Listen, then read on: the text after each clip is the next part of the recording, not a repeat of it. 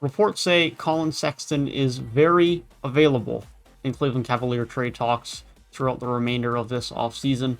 And that's not overly surprising. He's someone that's already been discussed in trade rumors throughout the last month or so since the offseason has begun for the teams that did not make the playoffs. And Sexton's been someone that's been in talks with Cleveland Cavaliers from a contractual standpoint and a roster standpoint. It definitely makes some sense. And in this video, we're going to be talking about why it makes sense that this is something that Cleveland want to do, and how Cleveland could look moving forward, and some possible trade destinations for Colin Sexton this offseason.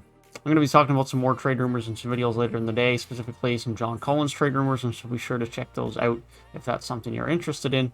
But let's move forward with Colin Sexton and talk about why Cleveland would want to do this from a roster standpoint as well as from a contractual standpoint. And so firstly, Cleveland have the 3rd overall pick this year, and it sounds like they do have some interest in taking a point guard and not Evan Mobley if he does fall to them, or they're just preparing in the sense of maybe they don't get Evan Mobley, which is also a very real possibility. Now, in saying that, some leaks have come out that seem to indicate that Houston are likely to take a guard, and so it's unlikely they're going to be able to get Jalen Green, but Cleveland do seem to have some level of inclination in leaks within that they seem interested in Jalen Suggs or another guard or wing player and not Evan Mobley, specifically with Jarrett Allen being an RFA this summer. If they do re-sign him, we're going to end up Evan Mobley doesn't exactly fit that well. So unless we see discussions about a Jarrett Allen sign and trade, which doesn't seem likely at this current point, then it makes sense that they may have interest in another guard.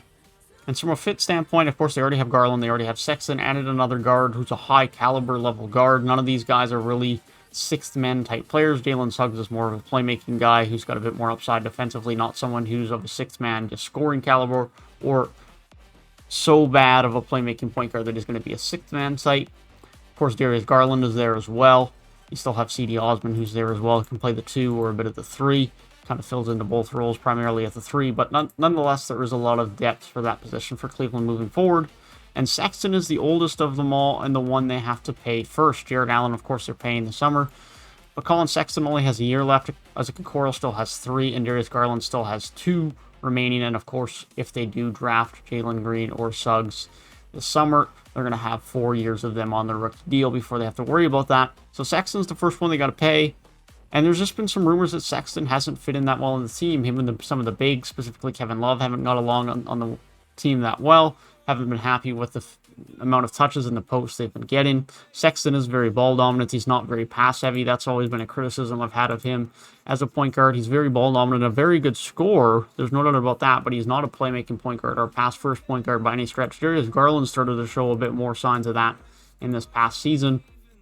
And so it's possible that maybe he's the guy that they prefer long-term at the point guard position, or maybe they like him at the 2, and they want Jalen Suggs to come in and be that playmaking point guard. But nonetheless, they don't believe that Colin Sexton is worth the 25 to 30 million that he is going to ask for as an extension, as a restricted free agent moving into next summer.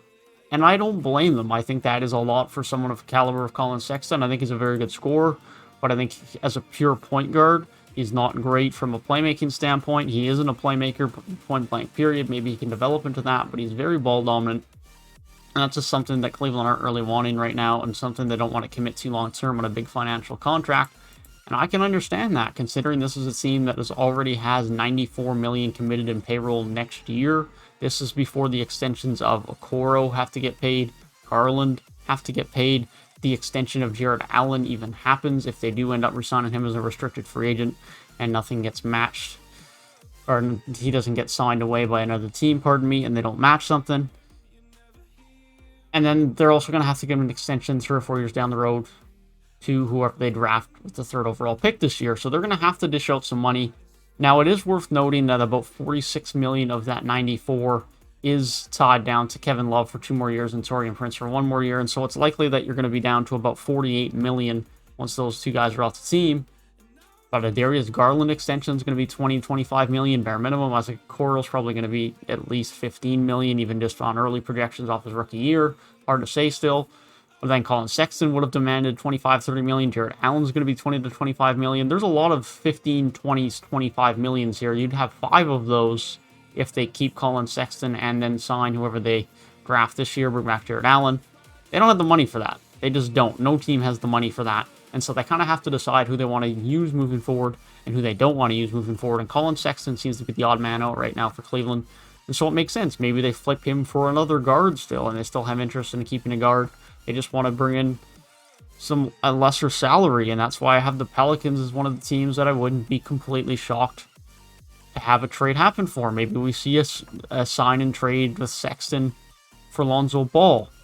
Now, I wouldn't advocate for this from the Pelicans standpoint. I think having someone who's ball dominant around Zion and Brandon Ingram just doesn't work, but it's something that Cleveland could have some interest in to bring in someone like Lonzo. Another team that could have some interest is Boston. Now, again, I don't advocate for this for Boston either because I don't think they need a ball-dominant guard. I think they need a playmaking guard, and that's just not what Sexton brings to the table. But nonetheless, they do need a point guard, and that's someone that they could be interested in bringing in. A more interesting team is the New York Knicks. And I think a team that someone that the Knicks would be heavily interested in. Of course, they're very heavily rumored to want to bring in a point guard. They need some more scoring, someone who can create their own shot. Other than Julius Randle on this team, RJ Barrett to an extent can do it as well. Derrick Rose can do it to an extent, but Derrick Rose is a free agent, although it seems fairly likely he will come back. But if they can bring back a higher caliber point guard, someone who can start over Elfrid Payton, of course, Elfrid Payton realistically shouldn't have much of a role on this team anymore if they bring back Derrick Rose and then bring in another point guard. And so I think the Knicks will definitely have heavy interest in him as they have several point guards throughout the summer.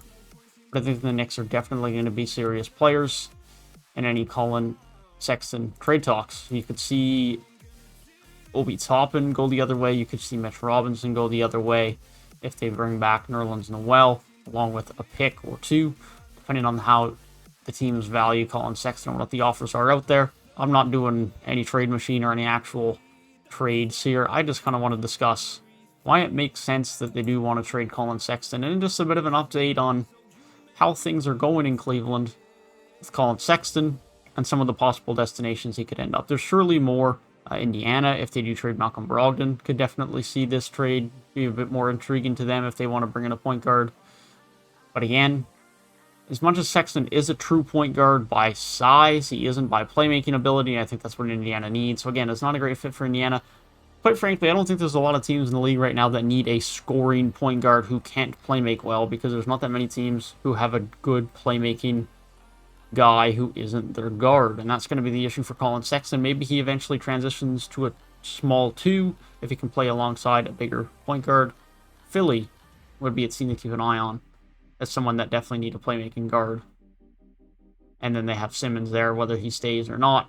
They need some more playmaking, and so Philly's another team to keep an eye out for. Those types of teams that have a playmaking wing/big that need a perimeter scorer. There's not many of them, but Philly is definitely one of them and be a team to keep an eye on. Of course, you think of other teams that have that playmaking wing or big. You think of teams like Denver, but they don't need that. It's far and few between. And so I think the destinations that are going to be interested in Colin Sexton is going to be few, but I think the Knicks are definitely going to be players, and I think Philly could definitely be players, especially if the offseason rolls around into free agency and Sexton still hasn't been traded, and Philly end up missing out on Kyle Lowry. Then I think that'll be who they'll be holding out for, but if they don't end up getting him, then there'll definitely be a bit more intrigue from Philly's standpoint if Sexton is still available. But yeah, that is my thoughts on the Colin Sexton trade rumors. As we move further into the offseason and closer to a Colin Sexton trade, a big shakeup in Cleveland this offseason with the potential, as far as the scoring goes, all-star caliber guard, point guard, leaving, and another young star or potential star coming in via the draft. Let me know your thoughts on Cleveland moving into this offseason regarding Colin Sexton, where you think he could go, and if you think they even should be considering trading him. I very much think they do. I think it's the right stance. I've made that stance fairly clear throughout the video. I think it's a smart idea for them to be trading him from a depth standpoint of just an overload of backcourt guys if they do draft someone who's a backcourt player in the 3rd overall pick this year, as well as a financial standpoint of they just can't keep all these guys. It's just not realistic. You can't re-sign everyone. The salary cap does exist unless they want to go obnoxiously into the luxury tax, which I know Cleveland won't. And so that's kind of where it's at. So yeah, let me know your thoughts down in the comment section down below. I hope you guys did enjoy the video. Feel free to leave a like if you did, and subscribe to the channel if you are new. You guys have a great rest of your day, and I'll see you guys in the next one.